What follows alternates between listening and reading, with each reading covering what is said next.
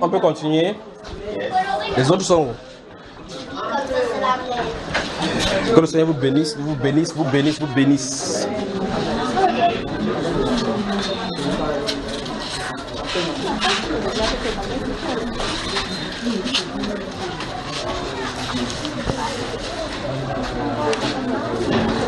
Ne vous inquiétez pas, on en allait à grands pas vers 18h.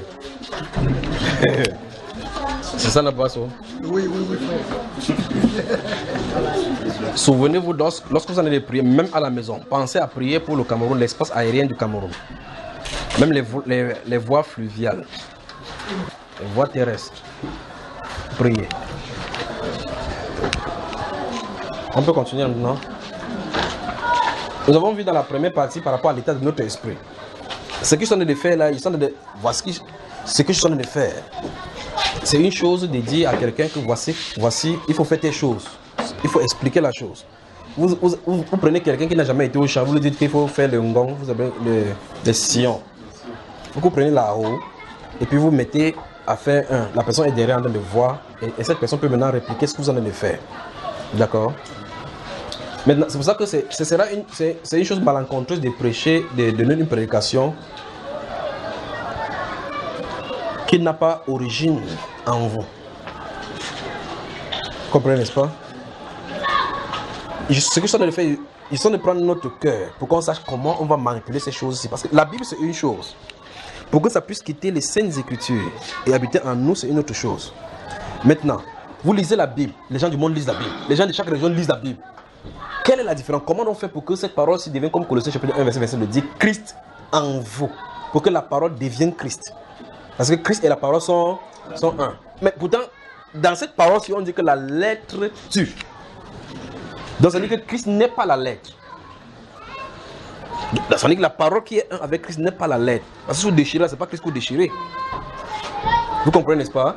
C'est l'essence de l'écriture qui est inspirée. Il faut que l'écriture qui est inspirée vienne en nous par inspiration. Mon fils, donne-moi ton cœur. Pour qu'il fasse quoi de ton cœur, frère?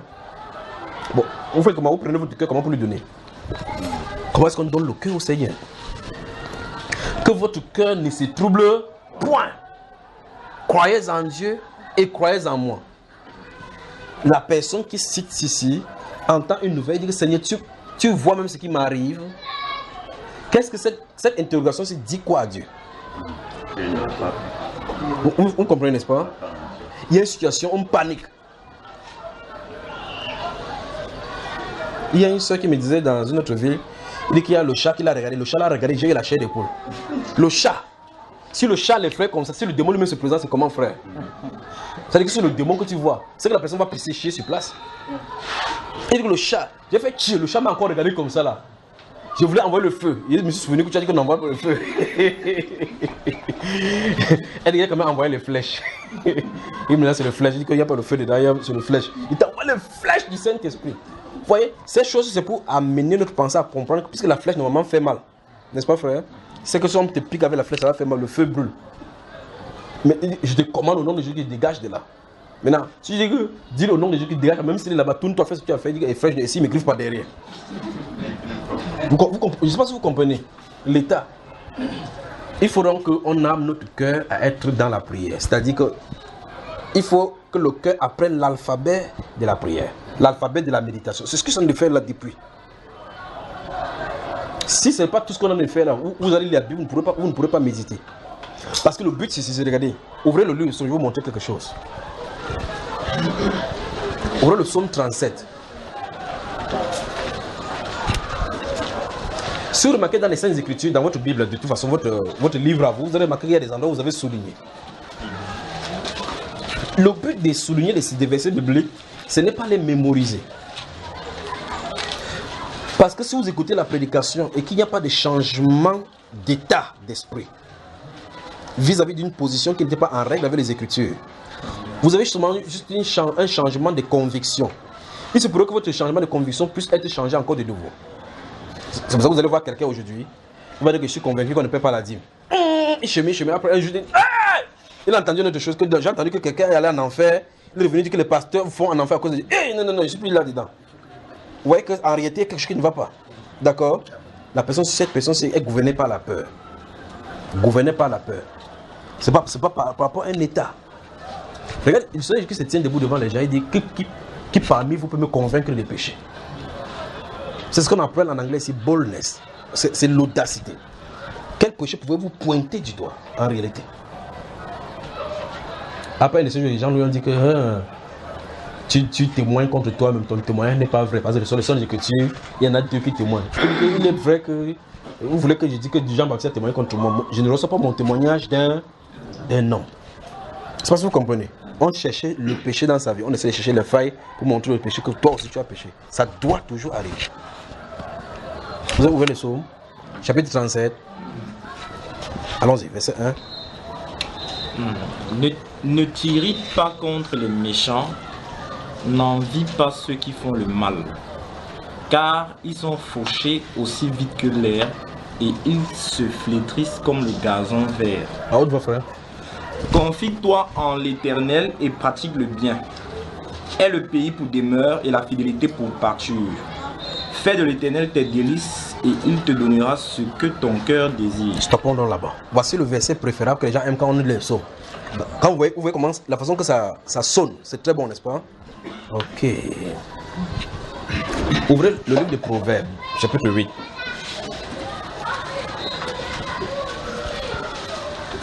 Proverbes, chapitre 8.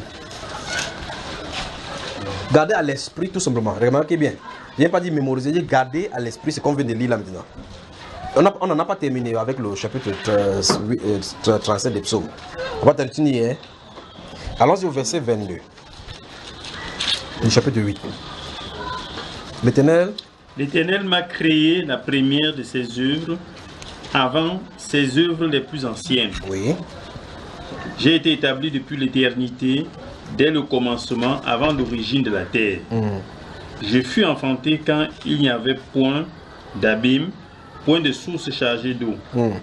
Avant que les montagnes soient affermies, avant que les collines existent, je fus enfanté. Il n'avait encore fait ni la terre, ni les campagnes, ni le premier atome de la poussière du monde. Lorsqu'il disposa les cieux, j'étais là. Stop. Cet personnage, ce qu'il en a parlé, dit que quand Dieu disposait les cieux, il était là. N'est-ce pas? Vous aurez suivi son langage. Maintenant, allons-y rapidement au verset 30. Verset 30. J'étais à l'œuvre auprès de lui et je faisais tous les jours ses délices, jouant sans cesse en sa présence, jouant sur le globe de sa terre et trouvant mon bonheur parmi les fils de l'homme. Amen. Donc Jésus est au milieu de nous depuis. Enfin, c'est lui dont il est question, n'est-ce pas, frère? Il dit qu'il jouait parmi nous, que chaque fois il était parmi nous, il joue. Bon, maintenant, c'est même pas là le problème. Voici le problème. Verset 30 encore, lisons encore verset 30, écoutez bien. J'étais à l'œuvre auprès de lui et je faisais tous les jours ses délices, jouant sans cesse en sa présence. Stop. Donc il faisait tous les jours quoi? Le psaume 37. Il nous a dit quoi tout à l'heure? Fais de l'Éternel tes délices et ton corps obtiendra ce qu'il désire. Encore à haute voix. Fais de l'Éternel tes délices et il te donnera ce que ton cœur désire. Voilà. Sans exception, vous tous vous connaissez ces versets-ci, n'est-ce pas?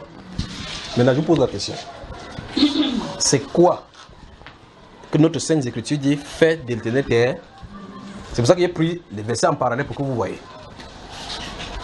Donc, dans cette deuxième partie, on devrait aller dans la phase pratique de ces choses-ci. Maintenant, fais de l'Éternel tes délices. Oh ma soeur, ne t'inquiète pas. Quand quelqu'un te fait quelque chose, c'est fort, tu bombardes la parole. Mon frère, la Bible déclare que fais de l'Éternel tes délices et qu'il te donnera ce que ton cœur désire. Personne dit, ok, donc comme je vais la voiture, je vais faire ces délices. N'est-ce pas, frère? Nous voici maintenant, je veux que vous me dites ce que vous dites faire l'Éternel ses délices. Allons-y. Et vous allez voir donc maintenant que, en réalité, on n'aborde pas la parole avec nos pensées. La Bible déclare que le cœur ne doit pas être affermi par la nourriture et les repas. Mais par quoi? Par la grâce. Vous allez voir de quoi il est question là maintenant.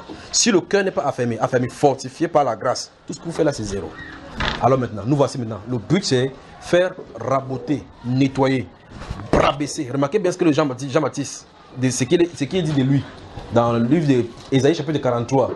Il dit, une voix crie dans le désert. Une voix sort du désert, ça crie. Il dit que crierai-je? Il dit que aplanissez les chemins du Seigneur. Vous avez vu quelqu'un de déboussé là où Jésus devait passer, frère? Non. Aplanissez les chemins du Seigneur. Que toute montagne élevée soit rabaissée. Que toute montagne élevée soit rabaissée. Vous avez vu monter, quand il montait sur les montagnes des Oliviers, ça s'est rabaissé, frère? Non. De quoi est-ce que le prophète devait faire pour Jésus, notre Seigneur? C'est quoi, frère? Préparer les cœurs. Donc les montagnes, les rondeurs rocailleux, il devait bombarder la parole là-bas. Bombarder, ça se rabaisse. Le cœur qui était hautain. Et nous les soldats, qu'est-ce qu'on doit faire? Contentez-vous de votre sol. Ça fait waouh, tu reviens tranquillement. Jusqu'à ce que le chemin, ça c'est la route pour notre Seigneur, parce qu'il marche dans le chemin, le sentier de la justice. Vous comprenez, n'est-ce pas? Alors, donc, vous voyez, il dit que toute vallée soit comblée. C'est-à-dire que les endroits, quand vous voyez le vallée, ça veut dire qu'un endroit, il y a le trou comme ça. Il faut qu'on comble. Parce que normalement, si quelqu'un marche, il n'est pas entré dans la vallée pour ressortir. Alors, ça doit être juste. Ça veut dire qu'il est venu pour mettre la route droite, parce que Dieu marche dans la droiture. La Bible déclare dans ce psaume-là que la justice et l'équité sont la base de son trône.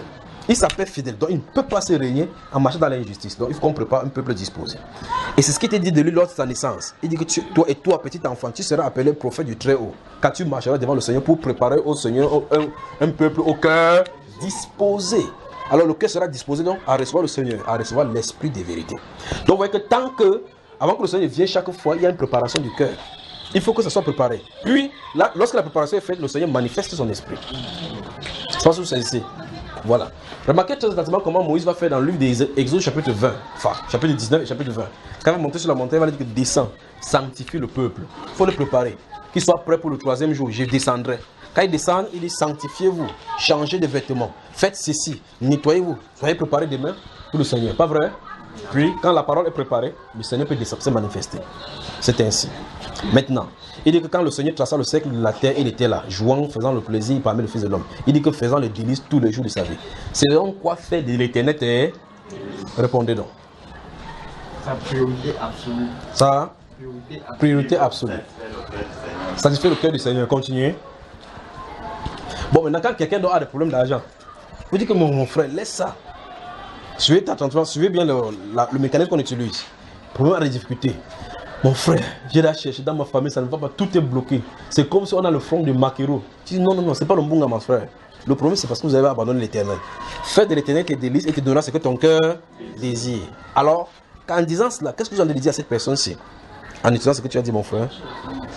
Il faut qu'il cherche la face du Seigneur, qu'il vive pour satisfaire le cœur du Seigneur. Voilà, donc qu'il laisse l'autre problème-là. Qu'il laisse ce problème-là. Et certainement, ça va modifier ses désirs. Ça va? Modifier ses Donc on commence à toucher. Donc, fais de l'éternel tes délices, il te donnera ce que ton cœur désire est conditionné. Parce qu'il ne te donnera pas la femme de quelqu'un. Si je dis que mon frère, la bouche de Rebecca là, Seigneur, je veux sa bouche. Il ne peut pas enlever la bouche de Rebecca, même si je veux une femme. Sa bouche, c'est ça. Rebecca a été belle, les figures et autres là-bas, géants. Rachel était belle. Léa, ses yeux étaient comme ça, médicateuse comme ça là. Ses yeux étaient délicates, d'accord? Elle avait sa part. Dieu ne peut pas enlever la beauté de Rachel pour mettre chez lui. Rachel était belle de taille, belle de figure. Chacun avait sa part. Donc tu dis, les midi 14, c'est seulement les midi 14, c'est Dieu qui gâte ça sur ça. Ce sont ces yeux là-bas. Maintenant, imagine que tu dis maintenant que au Seigneur, donne-moi les yeux des. Quand elle regarde comme ça, craigne le soleil. C'est comme si le soleil qui a dévelé sur mon cœur. Ça ne marchera pas. Or, ces désirs, ce sont des envies de péché. Vous voyez, n'est-ce pas? Maintenant, la Bible déclare que nous savons que si nous demandons quelque chose selon sa volonté. Maintenant, restons sur les délices. C'est quoi dans les délices? Ce qui est agréable. Ce qui est agréable, oui. On a appris là-bas, quoi? Tu as dit quoi tout à l'heure? La priorité absolue. Oui. C'est sa volonté. Oui. C'est commandement et sa loi. Ce commandement et sa loi. Bon, maintenant, quelqu'un veut aller se marier. Tu dis que, ouais, frère, je ne sais pas comment Dieu dit si c'est ma femme ici ou pas. Comme le cœur, quelqu'un a été réversé ici. Et puis maintenant, tu dis que observe ses commandements et ses lois. Il dit que montre-moi tous les commandements et j'observe. Il va commencer à observer là maintenant, non? Frère.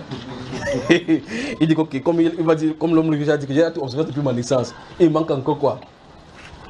C'est quoi faire de l'éternel ces délices? Nous lisons ça dans les psaumes, n'est-ce pas? Vous qui ne connaissez pas ce passage-ci, vous connaissez tout ça, n'est-ce pas? Fais de l'éternel tes délices et te donnera ce que ton cœur désire. Vous soulignez ça. Maintenant, il veut faire de l'éternel mes délices. Donc, c'est quoi faire le délice? Ok, maintenant, la personne qui dit là tout à l'heure là qu'il joue par tout le globe, quel est le commandement qu'il obéit? C'est comme vous dites, c'est le commandement là. Allons-y alors. Puisque la Bible déclare que cette personne s'y dit, d'abord, c'est qui d'abord la personne? C'est qui? Quels sont les commandements qu'il obéissait alors partout sur la terre alors? C'est qu'il connaissait la volonté de Dieu et il faisait. Il devait marcher partout, il prêchait, il marchait partout. Quand il était sur la terre qu'on avait là créé, il obéissait quel commandement? Commandement de marcher partout. Parce qu'il a dit qu'il faisait tous les jours les délices. C'est délices, n'est-ce pas? Et il était au milieu des fils des hommes. Pas taille. Quand tu avais conseillé ton adjoint là-bas que faire tes délices, ton cœur, tu lui dis quoi? Qu'il fasse la volonté du Seigneur. Qu'il fasse la volonté du Seigneur. Bon, il dit que ok, Dieu m'a dit tu bénis sans qu'il ne bouge pas. Comment tu dis pour l'autre maintenant qu'il fasse la volonté du Seigneur? Maintenant, regarde, mettez encore ces sommes devant vous, regardez, je vais vous faire montrer quelque chose. Voici ce qu'il veut dire. La difficulté maintenant frappe. Notez Jean chapitre 15, verset 7. Jean chapitre 15, verset 7. Que Dieu vous bénisse. Heureux vos oreilles qui entendent ces choses-ci. Heureux vos cœurs qui reçoivent ces choses-ci. Heureux vos esprits qui appréhenderont ceci. Et heureux serez-vous lorsque le Saint-Esprit tombera sur vous. Regardez maintenant. Vous avez le passage des psaumes 37 devant vous. Vous avez noté Jean chapitre 15, n'est-ce pas? Maintenant, regardez-moi. Notez Matthieu chapitre 22, versets 21 et 22. Matthieu chapitre 22, versets 21 et 22. Nous allons lire ces passages-là maintenant. Vous voyez qu'au fur et à mesure qu'on a de continuer dans la parole, vous allez remarquer très attentivement que s'il y a des gens dont la Bible condamne en premier, c'est nous les chrétiens. Ou du moins, nous les chrétiens de cette époque-ci. Parce qu'en réalité, nous lisons la Bible et nous voyons quelque chose qui est censé se manifester, ça ne se manifeste pas. Les deux choses l'une. Soit la Bible est mensonge, ou bien c'est nous qui avons le problème. Et vous voyez que la Bible ne peut pas être mensonge. Donc nous avons le problème avec la Bible. Donc la Bible que nous lisons nous doit directement pour montrer que nous ne sommes pas en règle. Alors nous sommes chapitre 15 là. Souvenez-vous de ceci, je vais vous donner 3 livres là maintenant. Chapitre 15 de Jean. C'est ça, n'est-ce pas? Verset 7. Matthieu chapitre 22, verset 21 et 22, nous allons lire. J'ai dit que le proverbe là, le psaume chapitre 37 là, gardons cela devant nos yeux. On y va. Maintenant, nous sommes dans Jean 15. Frère, lis-nous à haute voix le verset 5, 7. Si vous demeurez en moi et que mes paroles demeurent en vous, demandez ce que vous voudrez et cela vous sera accordé. Vous vous souvenez dans ce même Matthieu, dans la lue de Matthieu chapitre 7, verset 7, que tout le monde connaît une fois de plus, c'est 1, 2, 3. 7. Encore 1, 2, 3. Honnêtement, on a toujours demandé par la prière, on a eu. Jésus a-t-il menti? Non. Il y a un problème, pas vrai? Nous avons quoi? Des problèmes. Maintenant, vous remarquez que si vous isolez Matthieu chapitre 7, verset 7 seul, vous rencontrez des problèmes. Parce qu'elle a dit, demandez, on vous donnera. Là, ça semble comme s'il n'y avait pas de conditions. Demandez, on vous donnera. Cherchez et vous trouverez. Maintenant, dans le livre de Jérémie, chapitre 29, le verset 13 à 14, il dit, si vous me cherchez de tout votre cœur, mais ce n'est pas précisé dans ce Matthieu chapitre 7. Il a seulement dit que cherchez, vous trouverez. Il n'a pas donné la largeur de chercher, la profondeur de chercher, la durée de chercher, ni comment chercher. Maintenant, ici, il dit, si vous me cherchez de tout votre cœur, il dit, vous m'invoquerez et vous partirez. Vous me prierez et je vous exaucerai. Vous me chercherez et je me laisserai trouver par vous si. Vous voyez que c'est conditionné maintenant. Si vous me cherchez de tout votre... Maintenant, gardez votre l'esprit de noter Jérémie. Notez pas dans votre feuille, notez dans votre esprit Jérémie chapitre 29, verset 13 à 14. Et dans votre esprit, vous soulignez de tout votre cœur.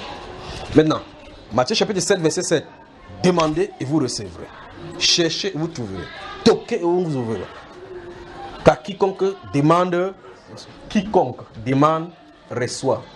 S'il y a des gens qui normalement devaient expérimenter les bénédictions de Dieu, c'est qui? Les chrétiens. Les chrétiens. Vous voyez comment les mondains se moquent de nous à cause de ces choses? Pendant que vous faites quelque chose, tu attends que ça tombe du ciel, comme la manne. Et c'est comme ça, c'est ton verset biblique qui dit que la manne tombait du ciel pour certifier que c'était vrai. Et pour dire que ce n'est pas vrai pour toi. L'heure arrivée, on va cesser de se moquer des chrétiens. C'est là où nous sommes en train de planer. On a plané le chemin pour notre Seigneur. Les montagnes sont en train de baisser. Le moment viendra, les gens chercheront à être chrétiens dans cette nation. Ça va changer la donnée. Ne vous inquiétez pas des petites choses comme tout ça, qu'on se compromette de ça et de l'autre. Le moment viendra, vous allez être fiers du fait que vous soyez content d'être chrétien, même sans quoi que ce soit avec vous. Vous voyez que maintenant on court souvent derrière les gens, vous allez derrière les gens. Dites que mon frère, vous allez chez lui, vous savez que c'est un mondain. Vous êtes là, vous faites, après vous donnez 5 000. Après quand vous partez, vous comme ça. Tu donnes ton cœur, même si tu te moques. L'Éternel, l'or et l'argent appartiennent à l'Éternel. Même si c'est moque, mais il me donne les 5 000, il n'y a pas de problème. Ça va changer, ça va changer. Dieu va justifier ses enfants dans cette nation. Amen. Il va justifier ses enfants. Ça arrive. Regardez bien, c'est devant nous. Le bruit arrive là-bas. Vous savez, je vous avais dit, c'est que quand la pluie, quand il y a l'eau quelque part et que ça pèse, à un moment donné, ça fait point. Bientôt l'eau va se déverser. Ça gronde, ça prépare. Et c'est ça veut dire, préparez-vous, le jugement commence. Je vais restaurer mon nom. Le monde doit être restauré. Le nom ne se restaure pas dans les airs, c'est dans les lèvres. Et pour que ça soit des lèvres étant purifiées pour bombarder le feu, il faut que les cœurs soient restaurés. Nous préparons ainsi les chemins pour le Seigneur. Vous avez moi, hein? Donc, Matthieu chapitre 7, verset 7. Combien de fois on a pleuré, prié, gêné devant le Seigneur, rien ne sert. C'est pas ça. Il y a un temps pour toutes choses. C'est un temps. La Bible déclare que ceux qui s'aiment avec des difficultés là-bas, avec pleurs, rentrent quand il s'agit de remoissonner avec les joies, les cris de joie. On va commencer à prier. Vous priez. Vous dites, votre Dieu là est où? Depuis que tu pries, maman, les chrétiens se sauvent. Toi, tu t'habilles comme ça. Même le mari, même tu pries, ça ne vient pas. Même chez vous là, il n'y a pas de mari. Et tu dis que tu fais comme ça là. Le moment viendra où les gens qui sont moqués vont dire, s'il te plaît, dis-nous, si ton Dieu là, on fait comment pour l'avoir? N'essaie pas de dire que non, non, c'est pas ton Dieu. Que laisse tranquille, va, laisse-nous. On a souffert, quand on souffre, si tu me tombes, n'essayez pas. D'accord? La Bible, vous lisez tranquillement comme ça, en lisant comme ça, vous mettez le couleur sur ça. Les gens ont dû garder cela. On a brûlé les gens à cause de cette Bible-ci. Vous voyez, quand vous lisez, on ne vous brûle pas, non? Donc il y a des gens qui sont destinés pour une œuvre. On va souffrir, souffrir, souffrir. Quand l'enfant sort du ventre, comme le Seigneur a dit, que lorsque le douleur de l'enfantement saisit une femme, elle se tord de douleur, mais quand elle la couche, elle oublie les douleurs. Parce que l'autre chose maintenant est venue, c'est que l'enfant est né dans le monde. Quand ça va venir, boum, le sang va venir, vous allez voir les gens qui se moquent de vous. Ils vont vous regarder, ça va vous dire que tu es pris, oh Seigneur, aide-le. Ça te fait boum sur lui. Si tu donnes ça facilement comme ça, alors que sur moi j'ai dû peiner pendant des années, oui, Dieu faisant. Dieu faisant. Corneille, quand Pierre est venu, pendant qu'il parlait, c'est descendu sur eux. Pour eux, il a fallu 3 ans, plus de 3 ans, pas vrai frère? Oui, 3 ans. Il marche. Un jour, il dit que quand il parle de résurrection, il parle même de quoi?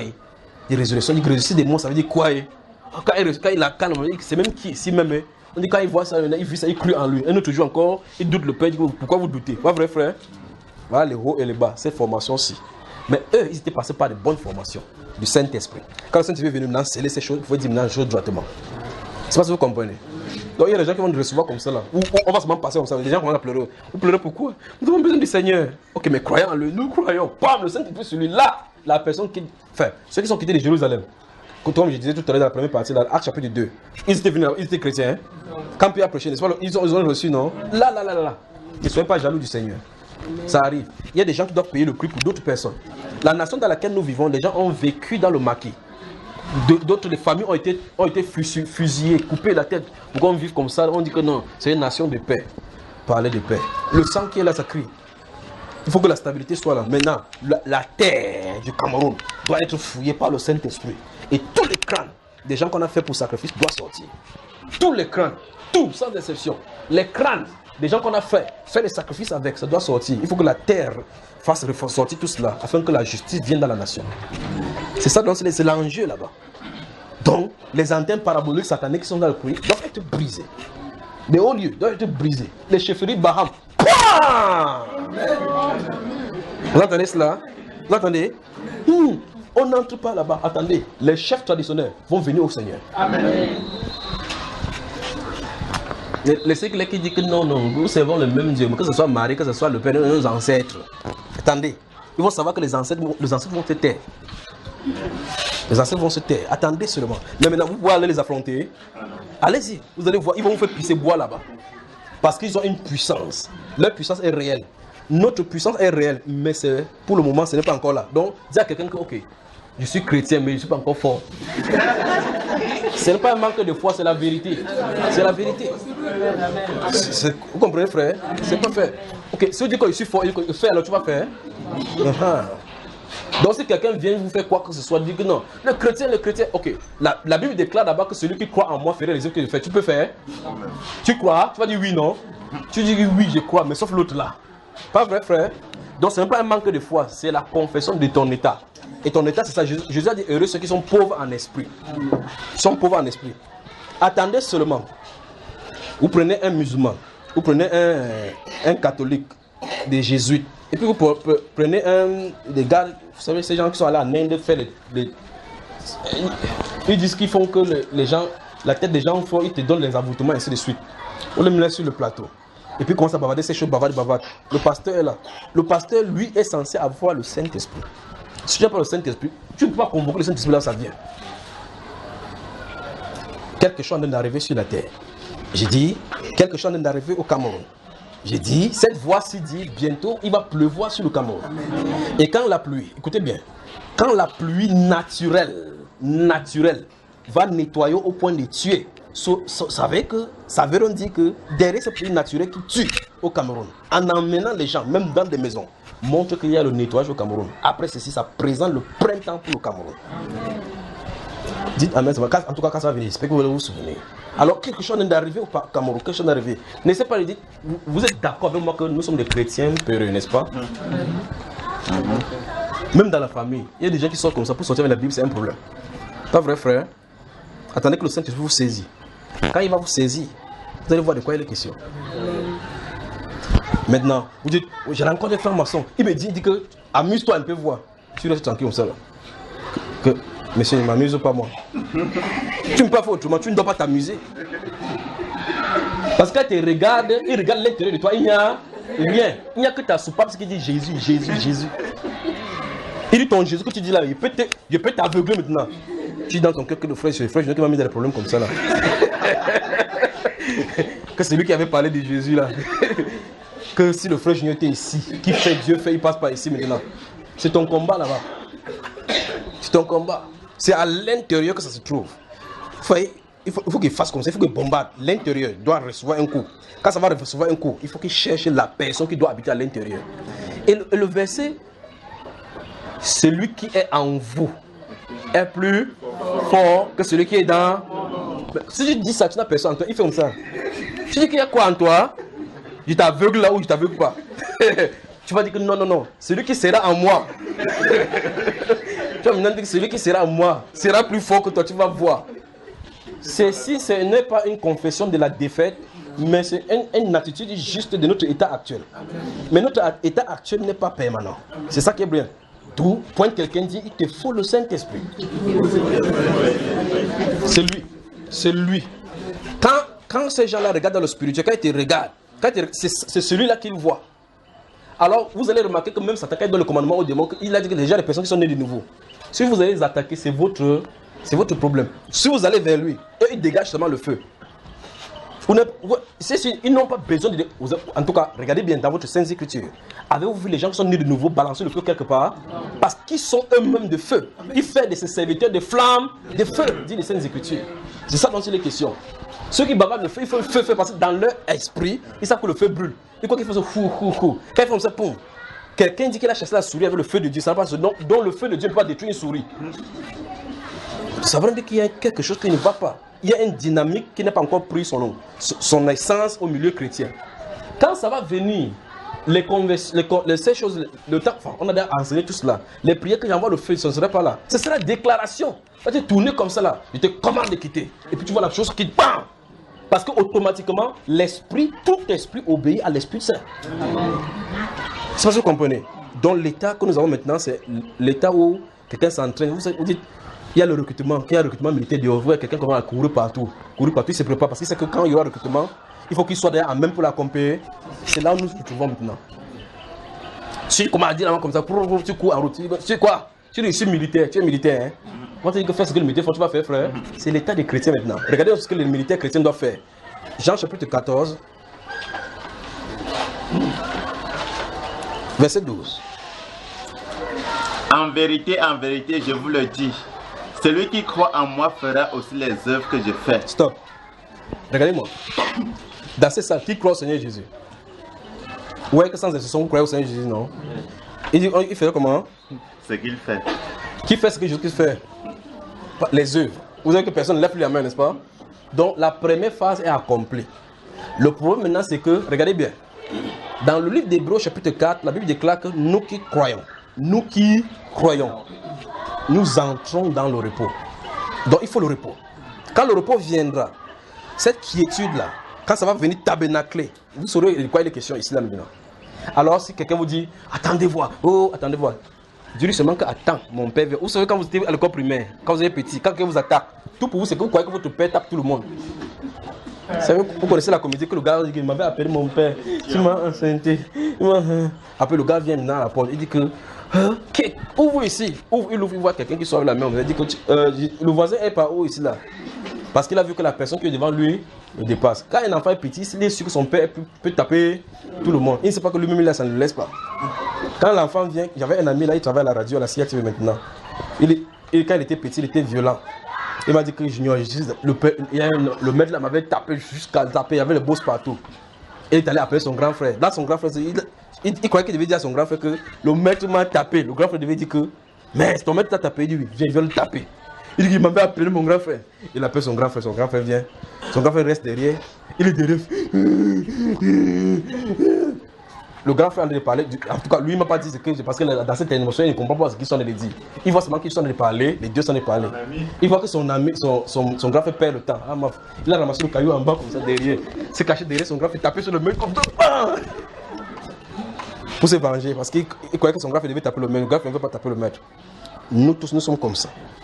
On croit qu'il y a des gens qui vont faire comme ça. Mais regardez très attentivement. Quand le Saint-Esprit va se tenir en vous, il n'y aura plus de crainte. Les versets tels que votre cœur ne se trouve point reviendront réels. Parce que le Saint-Esprit maintenant gardera votre pensée. Mais maintenant, nous nous battons seulement. Nous nous battons seulement.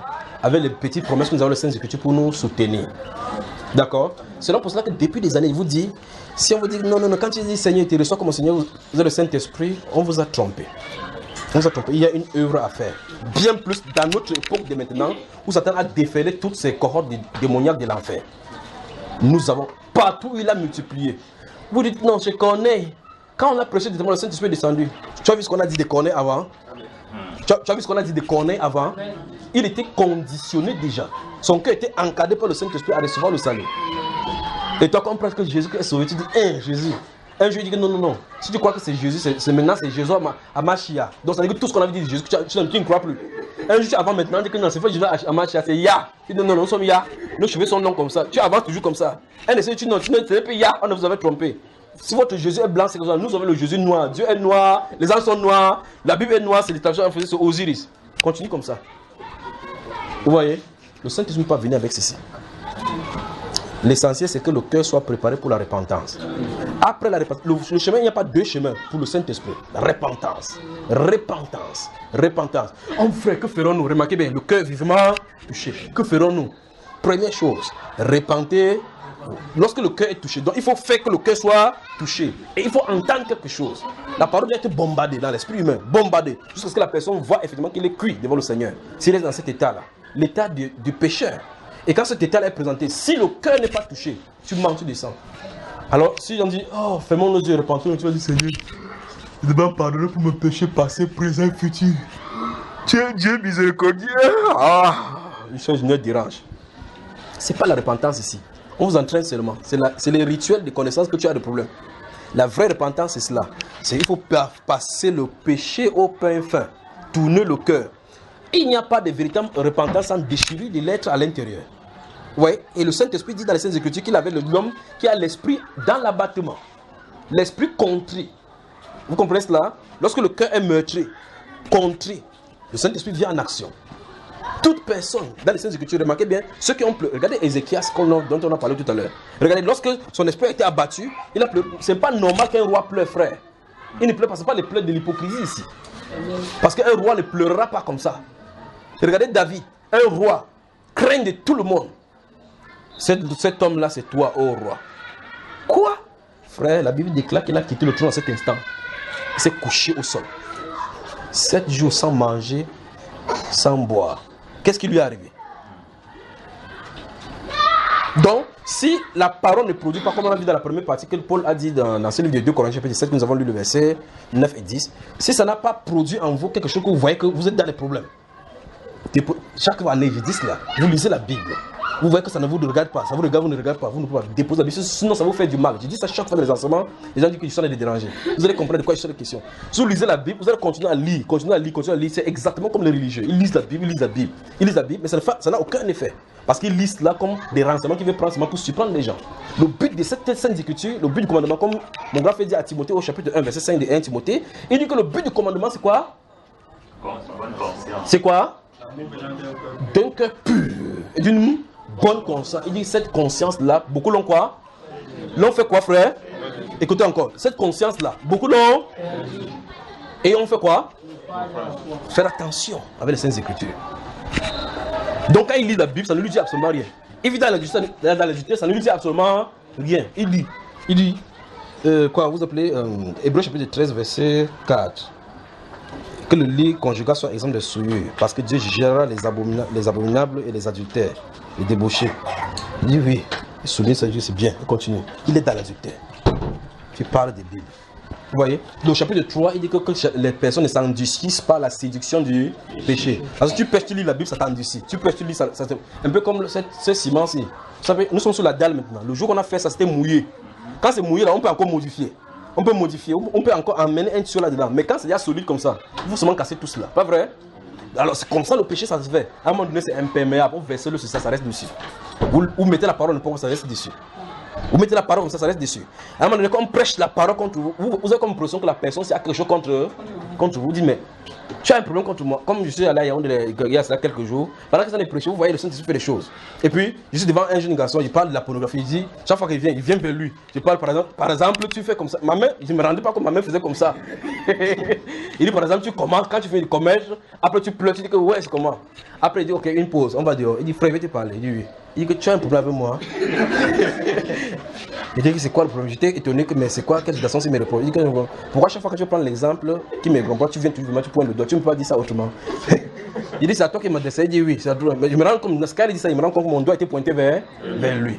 Vous voyez? Vous commencez à comprendre que la personne a un problème contre vous, alors qu'il n'a pas de problème contre vous. Quelqu'un qui à l'intérieur se trouve qu'il a vérité dit qu'il y a quelque chose qui n'y va pas. Nous sommes dans Jean chapitre 15, n'est-ce pas? Regardez encore le verset 7. Regardez. Si vous demeurez en moi. Si vous demeurez en moi. Oui. Et que mes paroles demeurent en vous. Ok, maintenant c'est bon. Je ne sais pas si depuis aujourd'hui je me fais bien comprendre. Si vous savez ce que c'est, il faut que j'arrive rapidement, je conclue rapidement. Sinon, s'il m'éloigne bien, il bavarde toujours comme ça, vous risquerez de ne pas saisir ce que je viens de dire. Nous avons lu le psaume chapitre 37. Vous avez lu fais de l'éternel tes délices, c'est un commandement. Fais de l'éternel tes délices, il te donnera ce que ton cœur désire. On a vu que le cœur même lui-même a ses propres désirs, même que peut-être vous ne pouvez pas savoir que ce n'est pas toi qui en as pensé. Et nous avons lu le livre des Proverbes chapitre 8, verset 22, puis le verset 30 qui dit que je faisais tous les jours de ces délices. Et la personne qui fait n'a pas de péché. La personne qui disait qu'il faisait les délices n'avait pas de péché. Il n'a jamais commis de péché. C'est donc quoi faire les délices? Maintenant, la personne qui a le désir de faire le délice du Père, nous nous retrouvons dans Psaume 37. Il faut faire des délices du Père pour s'attendre à ce que les bontés de Dieu te suivent. Maintenant, regardons ce que Jésus dit. Il dit, si vous demeurez en moi et que mes paroles demeurent en vous. Vous convenez avec moi maintenant que la difficulté maintenant c'est quoi? Comment faire que les paroles demeurent en nous? Alors ce soir, je me tue de dire, si vous lisez la Bible et que la Bible n'est pas lue avec plaisir et joie, vous ne sentez pas cela, déposez la Bible. C'est de ça que je suis en train de vous parler. Parce qu'il faut que ça crée quelque chose dans votre esprit. Vous m'avez suivi maintenant? Vous m'avez suivi?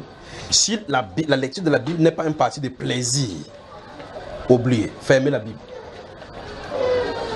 Quand il dit fermer la Bible, il ne veut pas dire que vous ne lisez plus. Ça veut dire qu'il faut que vous lisez la Bible maintenant autrement. C'est ce que je veux dire. Parce que vous fermez comme ça, de cette façon, le diable dit que mais c'est ce qu'il attendait même justement. D'accord, frère? Ça veut dire qu'il faut regarder ce qui crée là où votre plaisir a été troqué. Il y a quelque chose qui a pris le plaisir de la Bible. Parce que normalement, si vous êtes chrétien de la bonne façon, vous allez remarquer que vous ne le vouliez pas, à un moment donné, vous vouliez seulement dévorer la Bible. Si vous êtes des étudiants ou bien des élèves, vous allez voir que vous lisiez plutôt avant la Bible plutôt que vos documents. Au point où peut-être vous voulez même arracher, laisser l'école pour cela. Cette zèle-là, ce flamme, le premier amour-là, quelque chose s'est passé. D'accord? Quelque chose s'est passé, ça s'est éteint. Mais ça a été obscurci. Il faut donc aller dans la voie du Saint-Esprit pour savoir de quoi il est question. Alors, le psaume 1 dit, Le somme 1 dit 1, 2, 3. À haute voix, frère.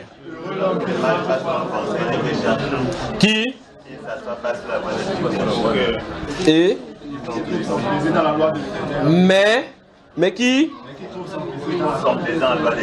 Vous avez trouvé la chose, n'est-ce pas? On n'a pas dit qu'il trouve son temps. On a dit quoi? Plaisir. Plaisir. Remarquez ce que David disait. Il dit que lorsqu'on lui dit allons dans la maison de l'Éternel, il fait quoi? Il y a quoi? Il est dans la joie. Donc, alors, on dit que montons au temple. Le roi ne dit pas que non, j'ai quelques décrets à signer. Ce n'est pas les rois maintenant là qui disent que... Bon, oublions-les.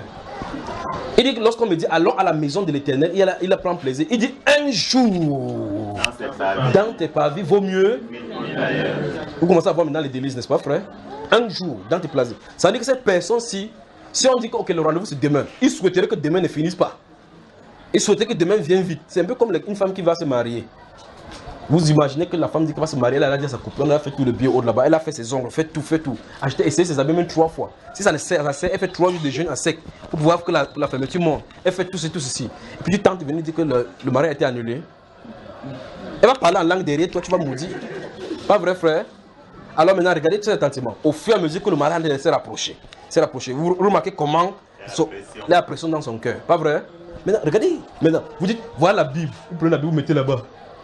Vous ouvrez, on dit lui Jean chapitre 6. Tu fais quoi? Tu vois 75 versets. Tu dis,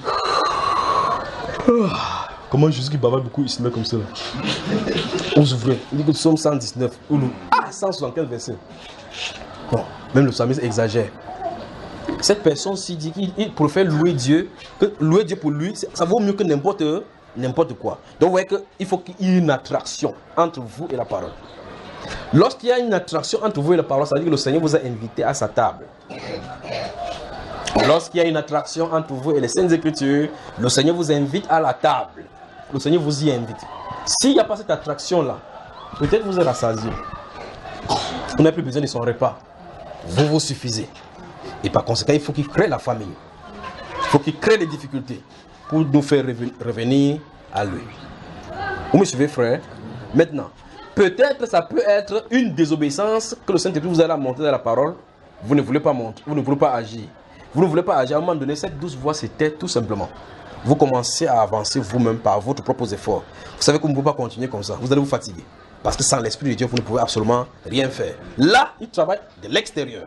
Pour pouvoir travailler et paralyser vos membres extérieurs. Puis, lorsqu'il est entre maintenant, pour que l'homme intérieur soit fortifié, afin que ses membres lui obéissent à l'extérieur. Donc, il y a le travail extérieur du Saint-Esprit et interne que le Saint-Esprit fait, qui agit en nous. D'accord, mes frères? Alors maintenant, ça dit, faites des délices. Et ici, le Seigneur Jésus dit dans Jean chapitre 15, verset 7, il dit que si vous demeurez en moi et que mes paroles demeurent en vous, si vous demeurez en moi, si vous ne prenez pas plaisir, vous ne pouvez pas demeurer. D'accord? Maintenant, dans ce moment de communion, pendant que vous en allez lire, travaillez avec les Saintes Écritures pour fouiller, bêcher votre cœur. Pendant que le cœur tourne, la sémence entre. Le cœur tourne, la sémence entre. La parole demeure en vous. À cet instant, lorsque le cœur a été nettoyé, dans ce travail de labourage de la jachère, à un moment donné, votre esprit et la parole commencent à s'accorder. Au point où, subitement, lorsque vous voyez les promesses de Dieu, le Saint-Esprit vous donne la prière correspondante. Ce n'est plus la récitation qu'on vous a dit que prier telle chose, réciter telle chose. C'est une prière sous l'inspiration donc de la grâce, dit les Saintes Écritures. Vous comprenez maintenant, n'est-ce pas, frère? Ça veut dire que vous commencez à avoir le langage de prière. Le Saint-Esprit, autrement dit, le Saint-Esprit prie au travers de vous. Vous ne pouvez pas fermer la bouche comme ça, dire que j'ai prié en langue, que la prière en langue c'est la prière. Je bombarde comme ça, je sais pas ce qu'ils sont dit, l'Esprit va prier pour moi. Vous blaguez. Et si l'Esprit te dit par exemple que ton cœur là est dur, tu es en train de faire quoi là? Maintenant, ça veut dire que Jésus dit, allez dans la parole, demeurez-y, je vais vous y rencontrer. Quand je vais vous rencontrer, nous ferons un. Votre volonté sera dans la mienne. Parce qu'en réalité, il va implémenter sa volonté en nous. Il dit, et vous avez remarqué dans ce Jean chapitre 15, il dit quand vous demandez, je ne vous dis plus que je ferai quelque chose pour vous, parce que le Père vous connaît déjà. Vous remarquez qu'il a évolué. Alors qu'ici, il a dit que si vous demandez quelque chose, je le ferai. Vous comprenez, n'est-ce pas? Ça, c'est notre niveau. Je ne vous dis plus que je vais faire quelque chose. Maintenant, regardez ça. Vous allez voir dans les Saintes Écritures. Regardez Pierre, première étape. Acte chapitre 3. Regarde-nous. Ce que j'ai, je te donne. Au nom de Jésus, lève-toi. Vous avez le niveau de prière. Ici, il n'a pas prié. Il a ordonné dans le nom de Jésus, ça a fonctionné. Maintenant, regardez Tabitha. Vous avez vu ce qui s'est passé? Il s'est mis à genoux. Après, il s'est levé. Tabitha, lève-toi. A-t-il dit au nom de Jésus, frère? Maintenant, si on n'a pas compris, vous allez dire non, non, non, il prie, il ne met pas le nom de Jésus. Vous voyez à quel niveau on se retrouve, n'est-ce pas? Tabitha, lève-toi. Il n'a plus dit au nom de Jésus, lève-toi. Il sort de quelque part. Vous avez vu ces deux niveaux-là dans Jean? Et puis, il dit que si vous demeurez en moi et que mes paroles demeurent en vous, demandez ce que vous voulez. Il vous sera accordé. Parce qu'à cet instant-là, quand vous demeurez en moi, les paroles et le cœur commencent à devenir un avec votre esprit. Vous priez selon Dieu. Maintenant, il dit, quand il évolue, il dit que je ne vous dis pas que vous demeurez parce que le Père lui-même vous connaît. Donc, vous pouvez directement aller vers lui. Tabitha, lève-toi. Tabitha se lève. Qu'est-ce que vous en pensez, frère? Vous voyez qu'il y a le niveau dimension, dimension après dimension. Prière après prière. Seigneur Jésus, au nom de Jésus. Si je prie maintenant, je dis Seigneur, merci pour tout ce que tu fais. Amen. Quelqu'un dit, hey, ta prière n'est pas bonne, on n'est pas conclue par le nom de Jésus. Vous avez vu à quel niveau on se retrouve, n'est-ce pas? Vous me suivez, frère? Alors donc, le Seigneur Jésus nous invite à sa table. Il nous invite à sa table. Dans le processus de manger à sa table, il nettoie nos cœurs. Il nettoie nos cœurs. Puis il dit que lorsque nos cœurs sont nettoyés, nos cœurs peuvent maintenant demander selon sa volonté. Vous me suivez? Amen. Ok. Quel est le passage que vous avez demandé d'ouvrir encore? Matthieu 22, verset 21. Ouvrons. Matthieu chapitre 22, verset 21. Gardez-vous à l'esprit que vous n'avez pas quitté Psaume chapitre 34. 22, 18, 37. Merci.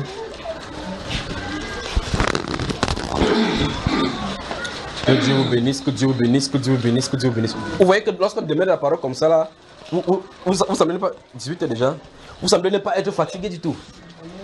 N'est-ce pas, frère? Ok, maintenant, verset 21, le chapitre 22 de Matthieu, qu'est-ce que ça dit 21?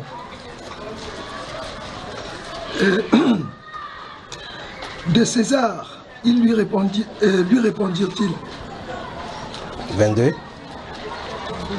Étonnés de ce qu'ils entendaient, ils le quittèrent et ils s'en allèrent. Pourquoi? Parce qu'il leur avait dit. Non, non, c'est pas toi. Lis, chapitre 22, verset 21, 22. Allons-y. De César, lui répondit-il. Alors, il leur dit, rendez donc à César ce qui est à César, et à Dieu ce qui est à Dieu. Oui. Étonnés de ce qu'ils entendaient, Oui. ils le quittèrent et s'en allèrent. Vous connaissez cet événement, n'est-ce pas? Pourquoi ces gens se sont partis directement alors que notre Seigneur a répondu? Qu'est-ce qui les a choqués? Qu'est-ce qui s'est passé en eux? Qu'est-ce qu'ils s'attendaient déjà? On n'a pas répondu dans le sens qu'il voulait. Voilà. Quand ils prenaient la pièce en disant que il est possible ou bien est-ce qu'on doit oui ou non payer la tribu à César? Ils s'attendaient à que Jésus qui dit quoi? Non. S'il dit non, qu'est-ce qu'on dit? Il a Jésus dit que ok. Il peut dire à César qu'il a dit, le gars a dit qu'on ne paie pas. S'il dit que oui, payer les impôts, il va dire quoi? Qu'il est ami avec le Romain. Donc Jésus était dans les sales draps. Jésus était dans les sales draps. Il dit ok, donnez-moi votre pièce d'argent. Ça porte l'effigie de qui? Et ils ont répondu quoi? Ok. Après il donne quoi? Quelle réponse? C'est qui à Dieu. Ils avaient attendu toutes les réponses sauf celle-là. La Bible dit quoi? Étonnés de cette réponse et se sont retirés. Voici des gens qui ont confronté la parole. La parole leur a donné la réponse juste, le juste milieu. Quand c'est pour Dieu, faites ce qui est pour Dieu. Et quand c'est pour le roi de la terre, faites ce qui est pour le roi de la terre. Parce qu'en obéissant au roi de la terre, vous obéissez directement et de façon intéressée aussi à Dieu. Ils attendaient à ce que Jésus-Christ crée une zizanie. Il n'a pas créé la zizanie. Ils sont partis. Maintenant, ouvrez encore Psaume chapitre 37, donc là.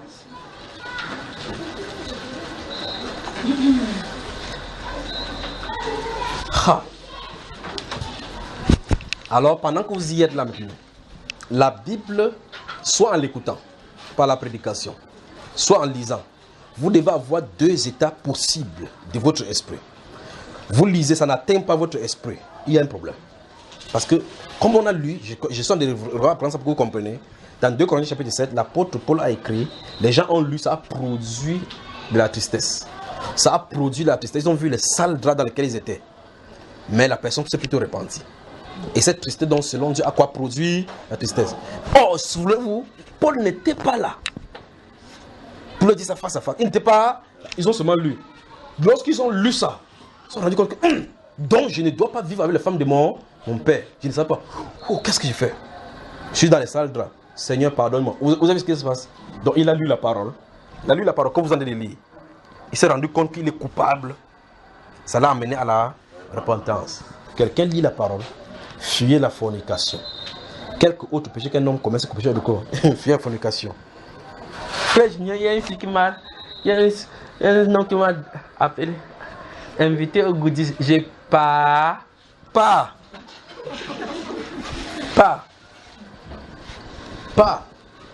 bien. D'accord, frère? Il n'y a pas un verset qui dit qu'il ne part pas au goodies. Mais le verset dit que fuit l'immoralité sexuelle. J'ai pas. Je ne savais pas, ici tomber dans le péché, tu n'es pas tombé, tu t'es plongé. Tu t'es plongé. Pointe quelqu'un. Dis que si tu tombes là-dedans, ne dis plus que tu es tombé. Tu t'es plongé.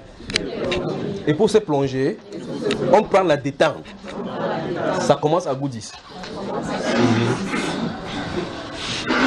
On n'est pas tombé, on est plongé, d'accord? Maintenant, dans cette somme 37, regardez bien. Faites détenir tes délices. Maintenant, que vous ensemble maintenant, vous vous trouvez chez vous avec les Saintes Écritures. Et puis vous êtes là, réfléchissez quelque chose. Et puis ce passage vient à l'esprit. Vous dites, il faut que je cherche là où le passage se trouve. Je me trouve face à face maintenant vers le passage. Faites détenir tes délices et il te donnera ce que ton cœur désire. Vous faites quoi là maintenant? Puisque vous êtes face à face avec un verset biblique qui vous donne un ordre et derrière cet ordre se trouve la promesse. Fais et il te donnera. Fais ceci et il te donnera. Voilà un ordre et une promesse attachée. Comment faire? Et Christ dit de son côté, si vous demeurez en moi et que mes paroles demeurent, demandez. Vous avez vu cela? Et dans ce psaume 1, celui qui trouve son plaisir dans la loi de l'Éternel. Même vous ne pouvez pas imiter ces joies. C'est pour ça que la vie chrétienne, c'est la seule vie qu'on ne peut pas imiter. On ne peut pas créer la joie en vous. Portez la veste, dit, hey, I am the best, I am the conqueror. Sors sur le tapioca à la maison qui va te dire que tu n'es pas conquérant. Si le tapioca il y en a, vous allez voir de quoi il est question dans la réalité. Ne voyez pas comme les gens se rassemblent, ils portent la veste, ils portent ceci comme l'autre frère, ils portent comme ça, ils disent que non, le royaume des cieux est propre. Il faut qu'on prononce est propre. C'est pas de cette façon-là. Il faut que l'intérieur soit propre avec la parole. Que ce soit nettoyé conformément à la parole. Et que ce soit la parole qui porte son habit sur nous d'abord. Si la parole ne porte pas son habit sur nous, ces vêtements de délivrance, ces vêtements de louange, toute autre louange qu'on te fait est vanité. Toute autre louange. Il faut que la parole t'habille d'abord, te révèle d'abord des vêtements de louange, des vêtements de délivrance. Ces vêtements de grâce, quand c'est revêtu sur toi, même si tu es habillé n'importe comment, la grâce de Dieu t'accompagne. Et donc, si ce n'est pas ces vêtements qui t'est donné, tout ce que tu t'habilles là, tu peux porter le blanc, à l'intérieur c'est noir. Tu peux être blanc, porter le blanc jusqu'à avec le casquette blanc, tu peux avec la Bible blanche. Tu es le plus grand poisseux du milieu. Pas vrai, frère? Tu lis la Bible, après quand tu rentres, tu enlèves la veste, tu regardes dans le miroir. Tu dis que vraiment, toi-même, c'est ce que tu disais, tu crois comme toi-même tu crois. Et tu vois que tu ne crois pas même ce que tu dis. Le Saint-Esprit arrive. Alors, qu'est-ce qu'on doit retenir? Il faut que notre esprit soit mis dans un état de son attente. Et pour que ce soit dans l'état de son attente, il faut que notre cœur puisse avoir à accéder à la repentance véritablement. La vraie repentance. Il n'y a pas cette vraie repentance sans que la parole n'ait produit un effet en nous. Vous me suivez, frère? Voilà. Maintenant, si vous prenez le cas de la cupidité, vous prenez le cas de la fornication, le cas du manque d'amour, de l'incrédulité, toutes les autres choses là-bas, le manque d'amour envers les frères, manque d'amour envers son prochain, manque d'intégrité. Vous prenez ces cas, vous prenez un à un. Vous allez voir, prenez le cas par exemple de quoi, le péché de, quand vous ne demandez pas pardon, à Dieu on dit quoi? C'est l'ingratitude. L'ingratitude. Avez-vous vu combien les gens dans les Saintes Écritures remercient le Seigneur bien que nous ne voyons pas Dieu à l'œuvre, frère? Vous avez vu cela? Vous lisez le livre d'Esther, vous allez voir qu'il n'y a même pas une seule trace de Dieu là-dedans. On ne mentionne ni Dieu ni ses attributs là-dedans, pas vrai?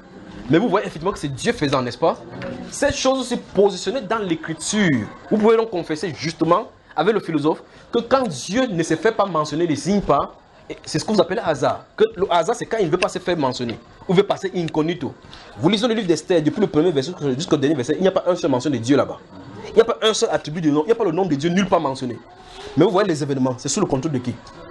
Dieu n'est pas entré dans l'événement, il était à l'extérieur, manipulant les événements. Pas vrai, frère?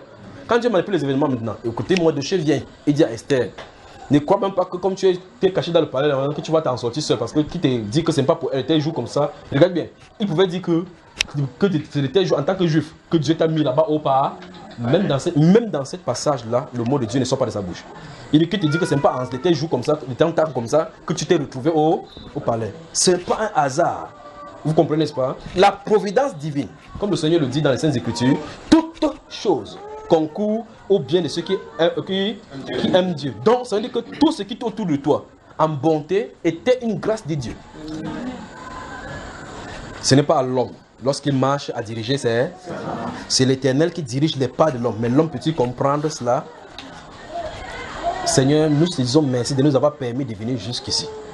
Mais l'homme, est-ce que tu as besoin de lui dire merci? C'est naturel, puisque tu quittes chez toi pour ici. Il y a des gens qui d'un point A n'arrivent jamais au point B. Alors que la destination était le point B. Donc nous devons rendre grâce à Dieu en toutes choses. C'est ce que les Saintes Écritures recommandent. Rendez grâce à Dieu en toutes choses. Vous dites, Seigneur, merci pour ce que tu fais pour moi. Regardez bien, vous allez remarquer que dans le passé, il y a des choses que Dieu a faites. Même quand tu étais dans le péché, Dieu t'a préservé. Et quand tu regardes bien, vous allez remarquer que dans vos vies passées, avant d'être appelé par le Seigneur, vous allez remarquer que Dieu vous a visité. Sans que vous ne soyez courant. Quand vous pensez à cela, vous dites, quand je vois les bontés de mon Dieu briller sur le toit de ma maison, mon âme bénit le Seigneur. Vraiment, ça bénit le Seigneur. Regardez dans le passé, combien vous a servi de la mort. Combien les gens sont entrés dans l'accident. Combien les gens sont allés comme ça. Combien vous a préservé. Maintenant, ça c'était dans le péché. Maintenant, combien plus grand encore ici. Vous étiez dans le péché. Il a envoyé quelqu'un de vous pour venir annoncer l'évangile qui vous sauve maintenant. N'est-ce pas la plus grande des récompenses ici, frère? Alors maintenant, combien on doit lui être reconnaissant?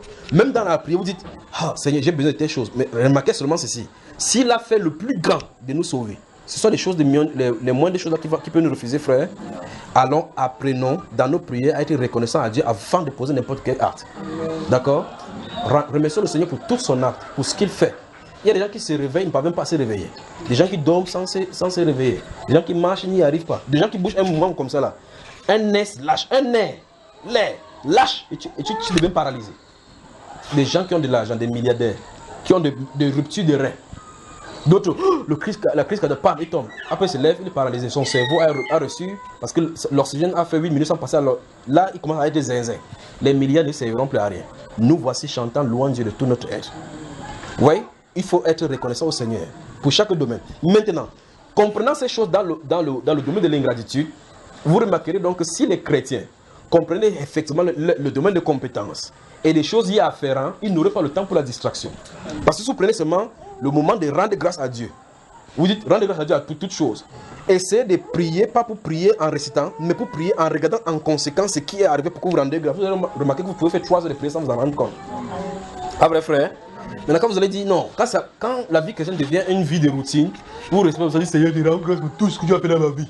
Tu as des balais dans le lever de la main pour qu'ils comprennent que tu as dit merci pour tout. Tout ça veut dire que quoi? C'est que tu as fait le matin, hier soir, comme tu ne veux pas que ça te prend le temps, c'est parce qu'il y a le fast food maintenant. Il faut fast prayer. Seigneur, je te remercie pour tout ce que tu as fait. Tu fais comme ça, de maintenant jusqu'à derrière. Ça ne se passe pas comme ça. Il les a fait un à un. Il faut les lui remettre un à un. Vous me suivez, frère? Vous me suivez? Regardez comment il était méticuleux avec les Juifs. Quand vous serez sortis dans le pays, il dit gardez ceci, que ce soit sur le front, votre front, gardez-le sur votre main, écrivez. Dites que vous le racontez cela à vos enfants le matin, le soir, dans vos voyages, quand vous sortirez, quand vous rentrez. Pourquoi il insiste sur ces preuves-là? Les choses que Dieu a fait. Tu dis ça à l'enfant. Tu dis à l'enfant qu'on était en Égypte. L'enfant dit ouais, papa, on a écouté ça hier. On était en Égypte. On nous a opprimés. Il y avait un monsieur qu'on appelait Pharaon, il voulait sortir. Sur le cavalier, vous savez chanter ça, non? Dieu a renversé, Moïse a levé le bâton. Le papa, il raconte les mêmes histoires. C'est salutaire. C'est salutaire. Il ne raconte pas, une autre histoire va venir dans ton esprit. Dieu avait dit qu'on raconte ça chaque fois. Pourquoi il voulait insister là-dessus? Pour que la parole puisse avoir sa demeure là-dedans. Alors nous devons remercier le Seigneur. Vous voyez qu'un seul point, l'ingratitude, on prendrait un mois là-bas, on n'en finirait pas. Et donc si on prend ces points-là, point par point, vous remarquerez qu'on n'a pas le temps non pour la distraction. Donc on commence à entrer dans la distraction lorsque la vie chrétienne devient la religion et qu'on trouve amusant en faisant n'importe quoi, on fait la routine. Souvenez-vous, nous servons celui qui est hors temps, mais contrôle le temps.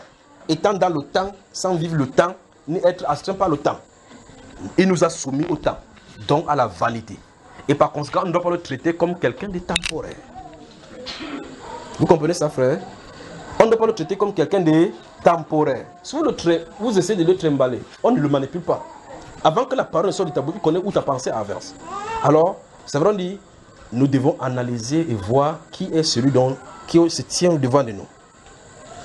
Les interrogations telles que le prophète Job a commencé à poser des questions. Quand il a commencé à poser la question, où étais-tu quand je t'avais créé? Vous devez avoir peur de celui qui en est de dire comme ça. Et donc une crainte révérentielle doit venir dans notre cœur vis-à-vis de lui, de sa grandeur. Pas les gens que vous remarquez bien, et ceci c'est l'orgueil qu'on enseigne aux chrétiens. Je suis roi, je règne. Dis je règne, c'est pas cela. C'est pas cela. C'est par sa grâce que tout ce que nous pouvons avoir, nous pouvons avoir. Dans le livre d'Ésaïe au chapitre 26, il dit que la Bible déclare que tout ce que nous accomplissons, ô Éternel, c'est toi qui l'accomplis pour nous. Tout ce que nous faisons, c'est toi qui l'accomplis pour nous. C'est lui qui accomplit en nous toute son œuvre. Nous sommes son ouvrage. Nous sommes son ouvrage. Son ouvrage. Lui, il nous a modelé. Il a été créé pour. Il y a un but. Les bonnes œuvres, c'est lui encore. Qu'il a préparé d'avance afin que nous les accomplissions. Et les capacités et la puissance accompagnant ces œuvres, c'est encore lui. Afin que nulle chair ne se glorifie devant le Seigneur. Vous me suivez, frère? Alors, ça veut dire que notre esprit doit confronter la parole. Maintenant, la question c'est, quand vous écoutez un enseignement, quelle est la réaction de votre cœur vis-à-vis de cela? Si vous écoutez cela, vous entendez cela, l'éloquence, vous avez des problèmes avec la philosophie.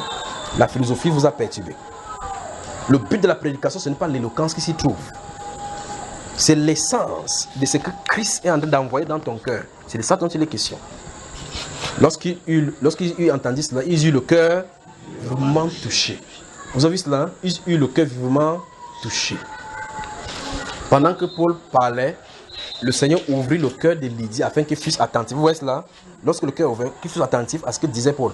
Donc le contenu de ce que Paul disait. Pas la façon dont Paul disait. Le contenu. Celui qui se base sur la façon est un philosophe, un raisonneur. Il n'a pas dit le. On dit la porte. Il a dit le porte. En disant le porte, on a parlé de Jésus quand on est entré dans la profondeur. Il est au niveau de le. Il n'a pas bien accordé. Il nous avait enseigné que là-bas c'est l'article, là c'est le. Vous voyez là où on se trouve, n'est-ce pas? Et ma parole et ma prédication ne reposaient pas sur des discours personnels qui enseignent la sagesse humaine. Mais c'est une démonstration d'esprit et de puissance. Afin que votre foi ne fût pas fondée sur la sagesse humaine, la philosophie.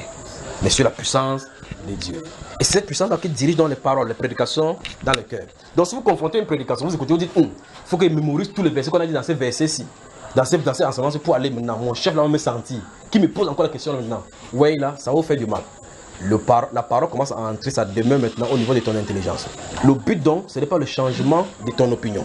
Ce n'est pas le changement de ton opinion. Parce que si ton opinion est changée par rapport à un sujet, ecclésiastiquement, vous allez changer encore davantage. C'est pour cela qu'une dénomination quitte d'une dénomination. Une autre dénomination va quitter d'elle. Ça ne peut pas s'arrêter jusqu'à ce que Christ vienne. La première dénomination, c'est qui? Quelle est la première dénomination sur la terre? Les catholiques. C'est resté neutre. Qui est sorti en premier? Les... Quand ils ont protesté, est-ce qu'ils sont restés ainsi? Qui est encore sorti? En apprenant comme ça, vous allez continuer, vous allez le voir. Donc, aucune dénomination ne peut pas rester mobile parce que dénommer, c'est une dénomination infinie. Alors, qu'est-ce qu'il faut? C'est la parole vivante et éternelle. C'est cette parole qui demeure éternelle. Il faut que ça soit dirigé dans le cœur humain. Quand le cœur humain se convertisse à Dieu, il y a de la joie au ciel. L'âme est attrapée sur la terre. Cette âme-ci doit être utilisée maintenant par le Seigneur à sa guise, selon son dessein pour elle.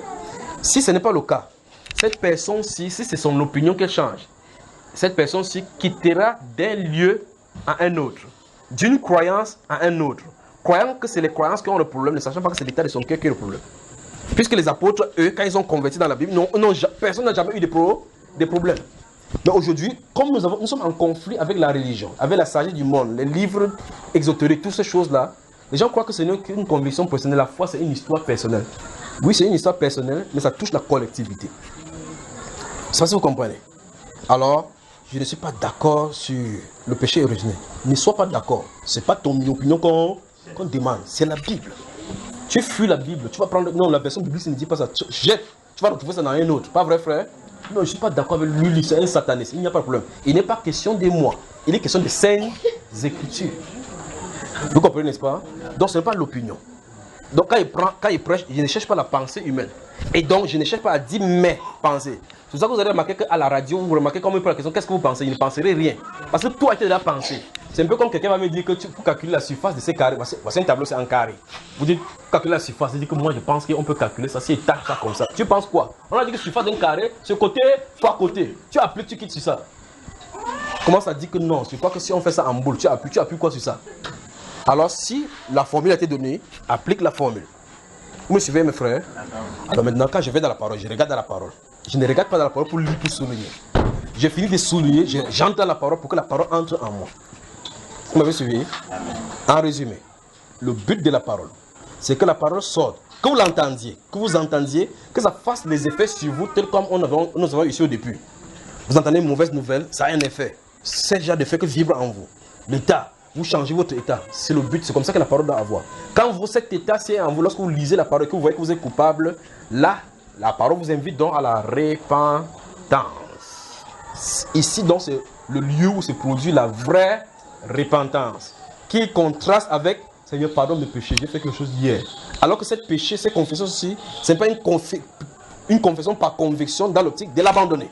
C'est pour après aller dire, faire la même chose encore et revenir encore dire Seigneur, ouais, j'ai encore tombé, tu sais que je suis chef, la chair est trop faible, comme ce n'est pas lui qui avait fait. Et puis, il dit demain encore, je ne peux plus faire. C'est la dernière fois. Je le fais, il ne fait plus demain. Et puis demain, il faut encore dire non. Dernière fois. Et puis, non, dernière, il ne finira pas. Pas vrai, frère?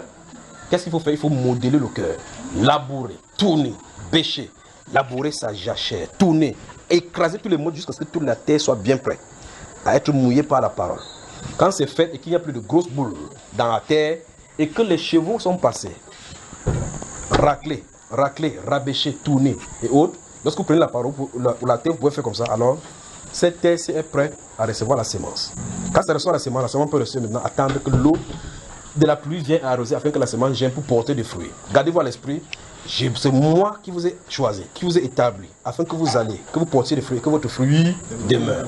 Si vous portez beaucoup de fruits, c'est ainsi que le Père lui montrera afin que vous portiez davantage des fruits. Les actions chrétiennes sont fonction du style de cœur qu'ils ont vis-à-vis de la parole. Les actions, les répercussions chrétiennes, la vie chrétienne est fonction de la parole. Ce n'est pas la Bible qui est le problème. C'est notre action, notre état de cœur, notre réplique. La réplique de cette parole sur nos cœurs. C'est ça qui implique et induit automatiquement notre vie. Donc notre style de vie est proportionnel à ce que notre cœur a réagi vis-à-vis de la parole. Notre style de vie chrétien est proportionnel. Si vous amenez quelqu'un qui est malade et que quelqu'un dit cette personne c'est un chrétien, il dit que non, la qualité c'est si on prie même, je crois que si on apporte même 14 papes, il ne peut pas se lever. Quand cette personne va avec un handicap, vous pensez que vous voyez que la personne voit au-delà, ne regarde pas au-delà de la chair, pas vrai? Ça veut dire que le verset que lui il lit dans la Bible, qu'avec Dieu tout est possible, n'est pas encore passé dans son esprit. Je ne sais pas si vous comprenez. Vous comprenez, frère? Alors, l'état de notre esprit conditionne notre repentance véritable. L'état de notre esprit. Notre esprit doit être touché pour qu'il y ait la véritable repentance. Donc la véritable repentance passe par notre esprit. Et ça nous fait avoir l'amertume du style de vie, du style d'acte que nous avons posé. Nous sommes à plus de 15 minutes dans les 6 heures là-dedans. Alors, ça veut dire que si nous avançons dans cette direction, et que je suis en train de vivre dans le péché, que je lis la Bible, je traverse déjà des péchés dans ma vie, là, ne vous y trompez pas. On ne se moque pas de Dieu. Ce qu'un homme aura sémé, il le moissonnera aussi.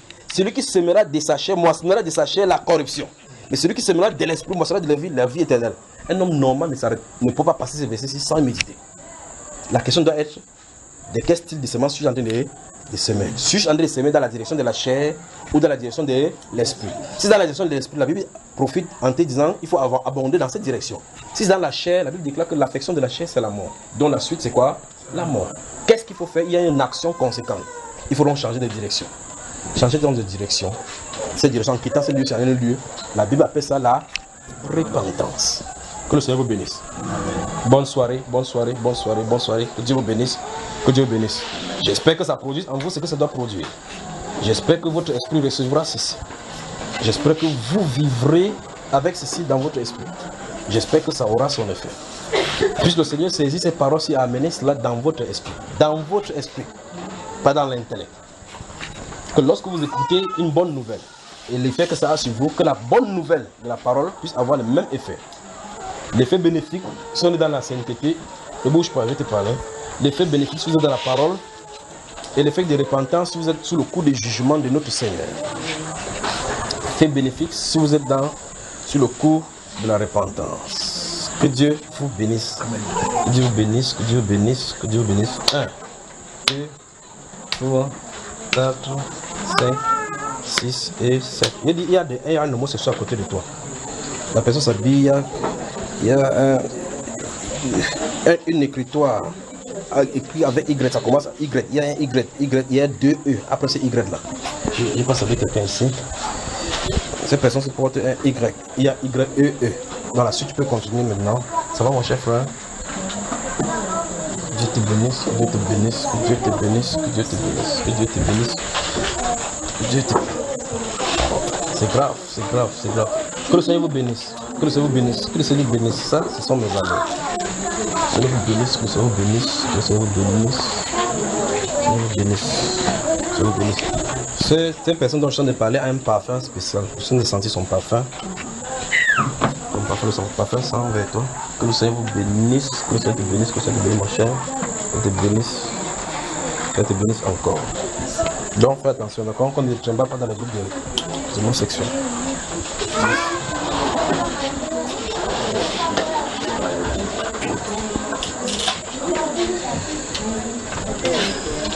Donc demain nous continuons, n'est-ce pas? Nous continuons. Aujourd'hui j'ai dit résoudre, je suis allé de part et d'autre pour résoudre le problème. Vous voyez que ce n'est pas vous seuls qui avez des problèmes ici. Il y a des gens qui ont des problèmes. Je suis allé par ici, intervenir ici, aller par là, intervenir. C'est pour ça que je suis venu un peu en retard. Alors donc demain, quelle est 11, c'est ça? 11, il faut qu'on attende les gens qui vont aller manger le riz quelque part. On les mobilise ici. Donc demain 11h, on est là, dans la prière. Maintenant rentrez avec ceci. Rentrez avec ceci. Méditez-y. Travaillez-y, d'accord? Commencez. Le réveil arrive. Votre état de cœur, ça doit retrouver cela prêt. Quand la Bible déclare que Jean-Baptiste prépare le chemin du Seigneur, quand le Seigneur entre en action, la repartage était toujours prêchée, pas vrai? Donc le réveil arrive. Le réveil arrive. L'Esprit va bientôt descendre. Et j'ai vu l'Esprit descendre sur vous ici. Que Dieu vous bénisse. Que Dieu vous bénisse. Demain, donc, venons tôt et puis on commence pour finir tôt. Et préparez-vous pour le premier, là, on va prier. Le premier, d'accord? Soyez bénis. Il n'est pas dit que vous allez porter les problèmes pour nous amener le premier. Vous êtes trop fort.